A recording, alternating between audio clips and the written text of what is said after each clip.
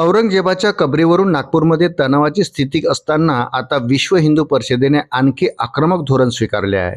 जोपर्यंत औरंगजेबाची कबर हटवण्यात येत नाही तोपर्यंत कुठल्याही प्रकारची तडजोड केली जाणार नाही असे स्पष्ट करून ज्यांना हिंदू विचार पटत नाही त्यांनी देश सोडून जायची तयारी ठेवा असे विश्व हिंदू परिषदेचे प्रांत सहमंत्री देवेश मिश्रा यांनी ठणकावून सांगितलं। विश्व हिंदू परिषदेने कुराणातील आयात लिहिलेल्या हिरव्या रंगाचा कापड जाळल्याचा अपप्रचार या समुदायाकडून केला जात आहे।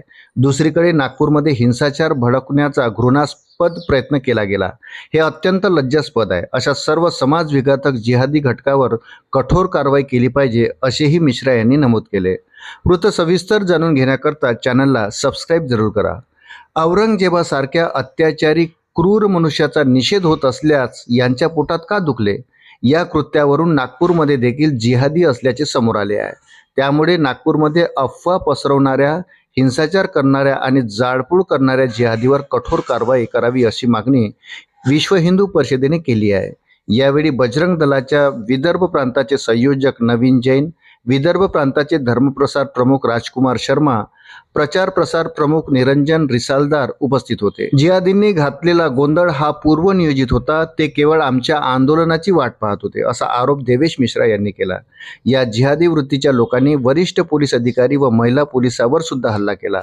या पूर्वनियोजित हिंसाचारात सहभागी असलेल्या देशविघातक वृत्तीवर राष्ट्रीय सुरक्षा कायद्यानुसार त्वरित कार्यवाही करावी अशी मागणी विश्व हिंदू परिषदेने केली असून याबाबत पोलीस आयुक्तांना त्यांनी निवेदन दिले आहे।